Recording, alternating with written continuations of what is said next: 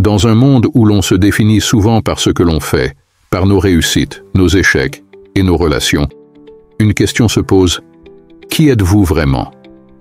Êtes-vous ce que vous faites, ce que vous ressentez ou ce que vous pensez?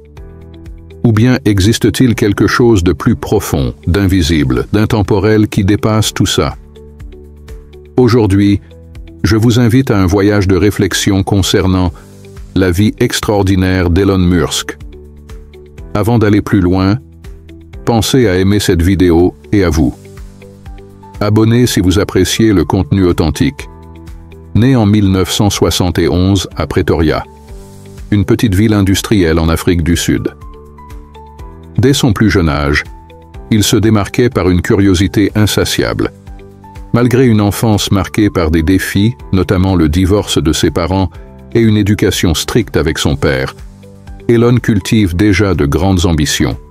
Il rêve de quitter l'Afrique du Sud pour rejoindre l'Amérique, la terre des opportunités. Elon trouvait refuge dans les livres et la technologie. À 10 ans, il maîtrisait déjà les bases de la programmation. Adolescent, Elon obtient son premier ordinateur, un Commodore VIC-20. À 12 ans, il crée et vend son premier jeu vidéo, Blastar, pour $500. Cette réussite précoce marque le début d'un parcours exceptionnel dans le monde de la technologie. Cependant, la vie n'est pas tendre. Son enfance fut aussi marquée par des moments de solitude et d'introspection. Souvent alimenté par des brimades à l'école, il finit même hospitalisé après une agression. Mais son esprit résilient et son rêve de grandeur ne faiblissent pas. En 1988, un tournant décisif. Grâce à un visa canadien obtenu par sa mère, Elon quitte l'Afrique du Sud pour poursuivre ses études en Amérique du Nord, à l'âge de 18 ans. Après des études à l'Université Queen's au Canada, puis à l'Université de Pennsylvanie, Elon décroche des diplômes en physique et en économie.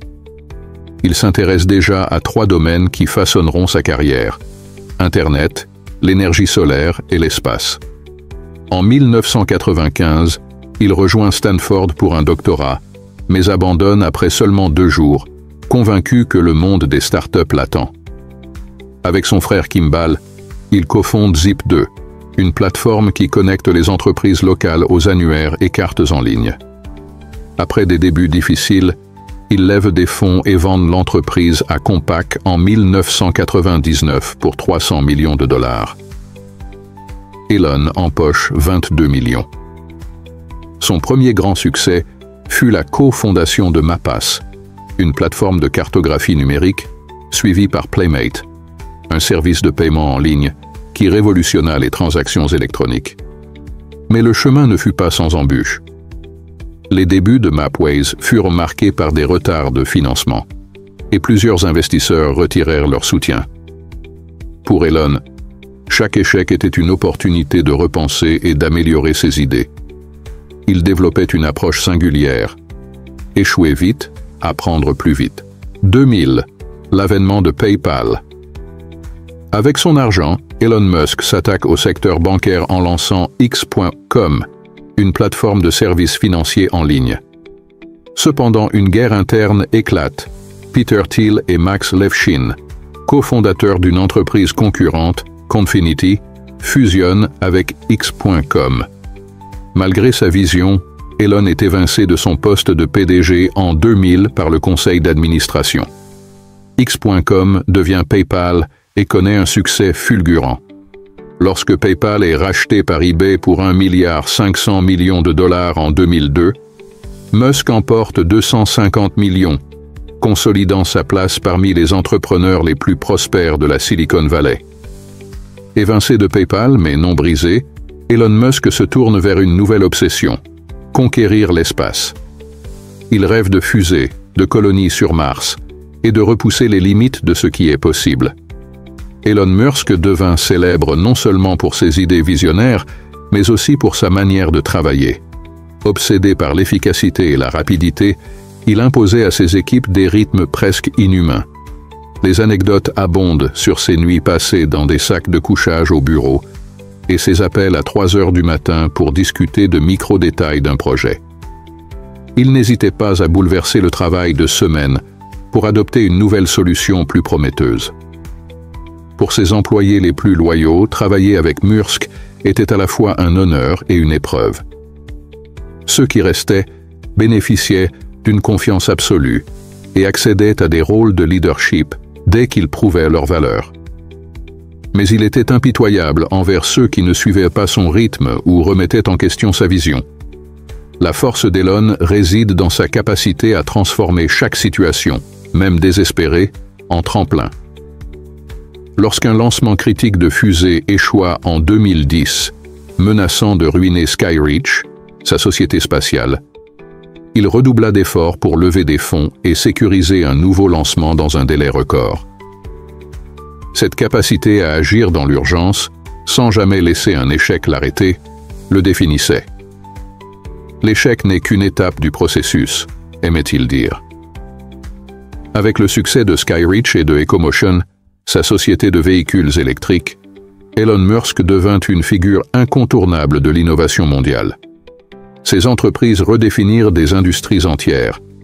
Skyreach permit de démocratiser les voyages spatiaux. Ecomotion mit sur les routes des millions de véhicules électriques, réduisant significativement l'empreinte carbone. Hyperpulse, son projet de transport ultra rapide, réécrivit les règles du transit terrestre. Mais ce succès fulgurant s'accompagnait de controverses. Sa gestion impitoyable des entreprises et ses positions politiques oscillantes attiraient autant d'admirateurs que de critiques. Elon Musk n'est pas simplement un entrepreneur ou un innovateur. Il incarne une philosophie. Ne jamais se laisser arrêter par les conventions ou les échecs. Son authenticité réside dans son refus de se conformer. Sa résilience, dans sa capacité à surmonter chaque défi. Pour les générations actuelles, Elon Musk est une leçon vivante sur ce que signifie rêver grand, travailler dur et ne jamais abandonner. Son message est clair. Le succès n'est pas l'absence d'échecs, mais la capacité de continuer malgré eux. Pour les employés restants, une nouvelle ère débute sous l'appellation ambitieuse de l'ère de la productivité ultime. Une règle stricte s'impose. Chaque membre de l'équipe doit signer un engagement formel à travailler dans un environnement exigeant, intense et orienté vers des résultats concrets. Ceux qui refusent cet engagement se voient offrir une indemnité de départ, un choix qui ne laisse guère de place à l'hésitation. Ce changement radical polarise immédiatement les employés. Certains, animés par une volonté de se surpasser, embrassent cette dynamique compétitive, espérant y trouver un terrain fertile pour leurs ambitions. D'autres dénoncent une dérive toxique, pointant du doigt une pression excessive et une vision à court terme incompatible avec la durabilité des innovations. Une série de réformes touchant les services phares de l'entreprise fait également sensation. Parmi celles-ci, l'introduction d'un abonnement premium qui monétise des fonctionnalités autrefois accessibles gratuitement. Les véritables utilisateurs comprendront la valeur de ces services et seront prêts à y investir, déclare le PDG. Cette justification provoque un véritable tollé. Pour beaucoup, elle marque une rupture nette avec les principes d'accessibilité qui avaient en fait le succès de l'entreprise. Les critiques fusent. L'entreprise est accusée de favoriser l'élitisme et de trahir sa base d'utilisateurs fidèles. Ces mesures sont rapidement suivies d'erreurs stratégiques.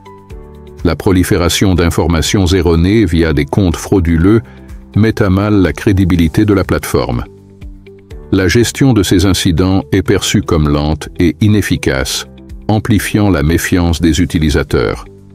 Une décision particulièrement controversée est le retour sur la plateforme de personnalités ayant été bannies pour leurs discours polarisants. Ces réactivations, appuyées par des sondages auprès des utilisateurs, soulèvent des débats passionnés.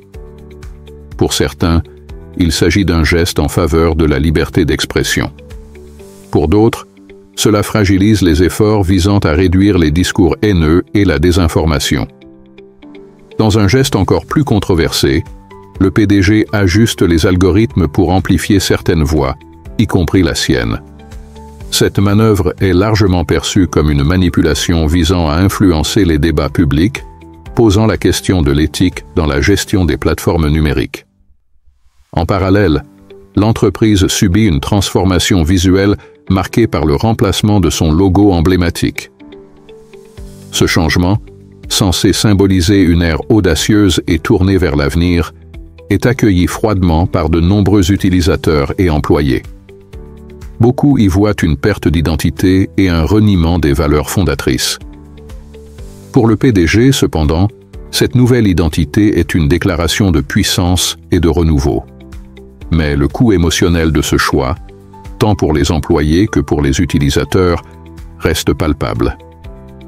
Ces bouleversements visent un objectif clair: faire de l'entreprise un titan technologique capable de rivaliser avec les leaders mondiaux. Pourtant, ce virage radical soulève des questions fondamentales. Ces transformations sont-elles compatibles avec les idéaux de liberté, d'innovation et d'accessibilité qui ont initialement inspiré cette entreprise? Peut-on réellement concilier une productivité extrême avec un respect durable des individus et des valeurs humaines? Ce dilemme reflète un paradoxe au cœur des entreprises modernes: innover sans déshumaniser, prospérer sans trahir ses principes. Alors que cette histoire continue de se dérouler, elle reste une étude captivante sur la puissance et les dangers du leadership visionnaire.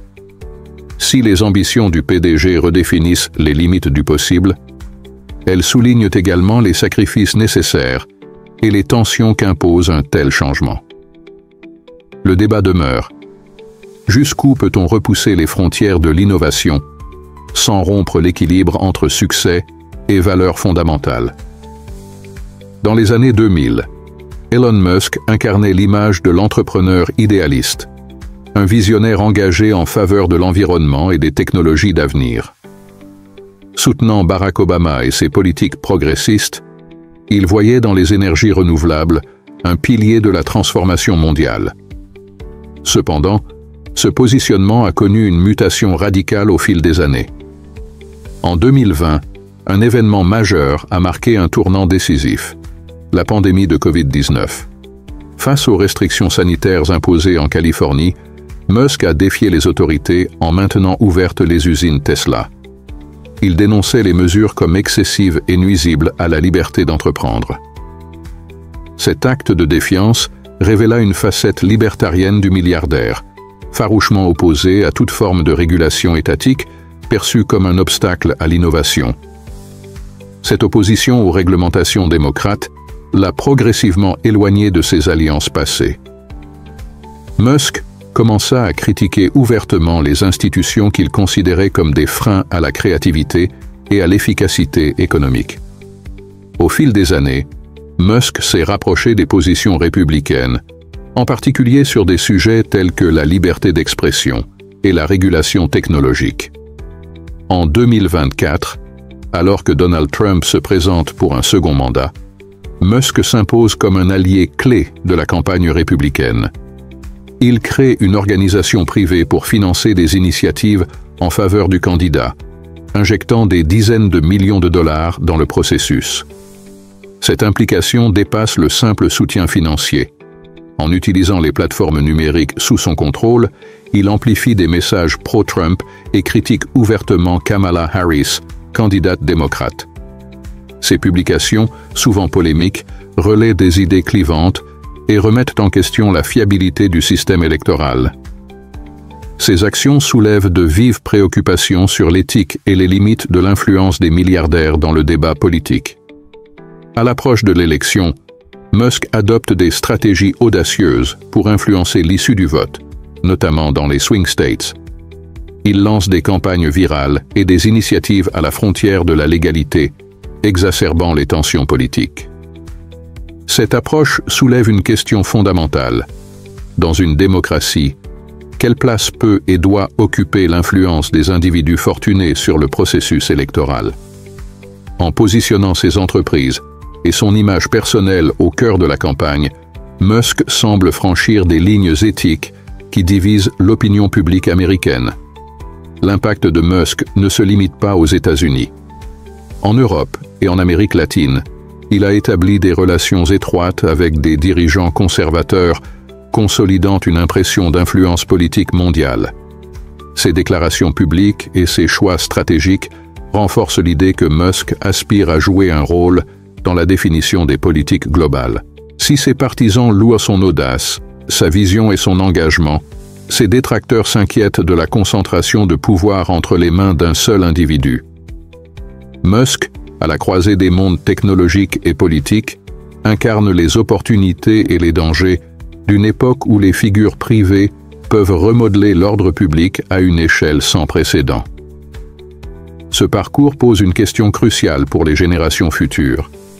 Comment concilier liberté d'entreprendre, innovation technologique et préservation des principes démocratiques dans un monde où les limites entre influence privée et pouvoir public s'estompent? Elon Musk est bien plus qu'un entrepreneur visionnaire. Il incarne un style de leadership unique, alliant une obsession méticuleuse pour les détails techniques à une vision globale audacieuse.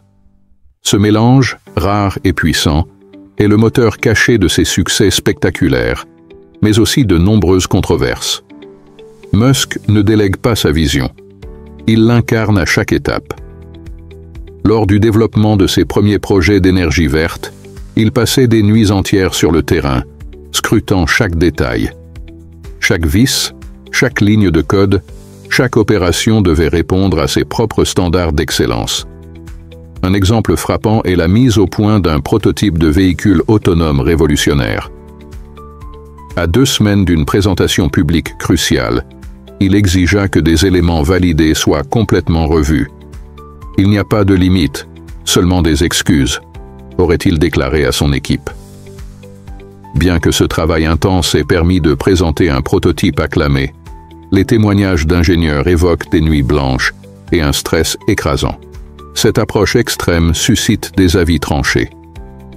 Ses défenseurs voient en lui un leader inspirant, capable de pousser ses équipes à atteindre des sommets qu'elles pensaient inaccessibles. Beaucoup d'anciens collaborateurs reconnaissent que ces expériences, bien que difficiles, les ont transformés en professionnels plus solides, réactifs et innovants. Ses détracteurs, en revanche, dénoncent un style qu'ils jugent brutal, parfois déshumanisant. Selon eux, l'exigence constante dépasse les limites acceptables et laisse des traces durables sur la santé mentale des équipes. Ce débat soulève une question essentielle. L'innovation doit-elle toujours être synonyme de sacrifice extrême? Dans un contexte où la santé mentale est devenue une priorité mondiale, ce modèle de leadership reste-t-il pertinent? L'impact de cette intensité ne se limite pas à ces entreprises. Musk influence des industries entières, redéfinissant leurs standards et leurs délais. Son initiative de transport de masse, par exemple, a permis une adoption accélérée d'une technologie qui semblait inimaginable il y a 10 ans. Mais cette quête effrénée de résultats a aussi entraîné son lot de critiques.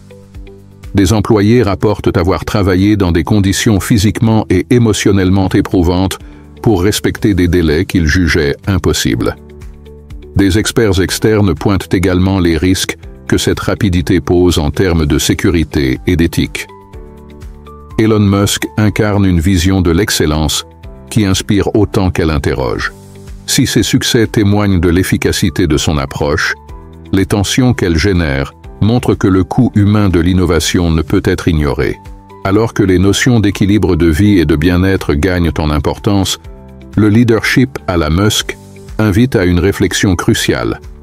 Comment conjuguer ambition et humanité pour bâtir des empires durables et inclusifs? Elon Musk ne perçoit pas l'échec comme une fin, mais comme une étape indispensable à l'innovation. Cette philosophie radicale se traduit par une déclaration devenue célèbre. Si vous n'échouez pas, c'est que vous n'innovez pas assez vite. Elon Musk ne se limite pas au monde des affaires. Il est devenu un phénomène global, influençant non seulement la technologie, mais aussi la politique et la culture. Sa capacité à marier vision technologique et narration publique lui confère une place unique dans l'histoire contemporaine.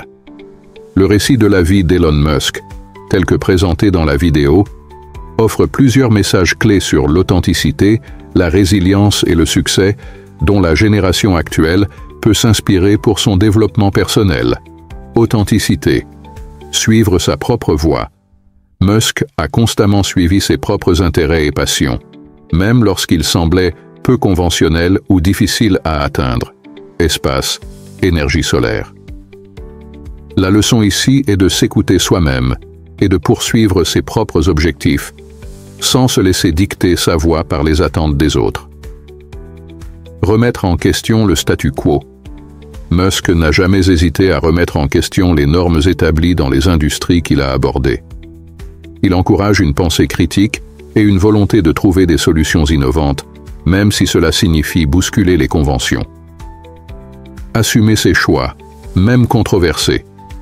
Musk a pris des décisions audacieuses et parfois controversées.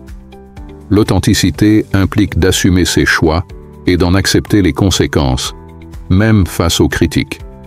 Résilience, transformer l'échec en apprentissage. Le parcours de Musk est semé d'échecs, mais il les a toujours considérés comme des opportunités d'apprentissage et de croissance. La résilience, c'est la capacité à se relever après un revers, à en tirer les leçons et à persévérer. Ne jamais abandonner ses rêves. Malgré les obstacles et les critiques, Musk n'a jamais renoncé à ses ambitions. La résilience, c'est maintenir le cap, même face à l'adversité, et garder une vision à long terme. Agir avec urgence et détermination. Musk est connu pour son sens de l'urgence et sa capacité à agir rapidement et avec détermination. La résilience implique de ne pas se laisser paralyser par la peur ou l'incertitude, mais de passer à l'action. Succès. Le succès n'est pas une destination, mais un processus. Le parcours de Musk montre que le succès n'est pas un point d'arrivée, mais un cheminement continu, fait de hauts et de bas. L'important est de continuer à apprendre, à évoluer et à se dépasser. L'importance du travail acharné. Musk est un bourreau de travail et croit fermement à l'importance de l'effort et de la persévérance. Le succès est rarement le fruit du hasard, mais le résultat d'un travail acharné et d'une dédication sans faille. L'impact positif sur le monde. Musk a cherché à avoir un impact positif sur le monde à travers ses entreprises. Le véritable succès ne se mesure pas seulement à la richesse ou à la renommée, mais aussi à la contribution positive que l'on apporte à la société. Cependant, il est crucial de nuancer le message. L'approche de Musk, bien que source d'inspiration, présente aussi des aspects problématiques, notamment sa gestion parfois brutale et controversée de ses entreprises. La génération actuelle doit s'inspirer de ses qualités d'entrepreneur et d'innovateur, tout en cultivant une approche plus humaine et éthique du leadership et du succès. Et vous? Quel pas allez-vous franchir aujourd'hui pour bâtir votre propre héritage? Si cette vidéo vous a inspiré, n'oubliez pas de vous abonner, de liker et de partager vos réflexions dans les commentaires. Merci et à très bientôt pour une nouvelle exploration captivante. Mais cette question reste centrale. Son modèle est-il soutenable dans un monde où performance et bien-être cherchent à s'équilibrer?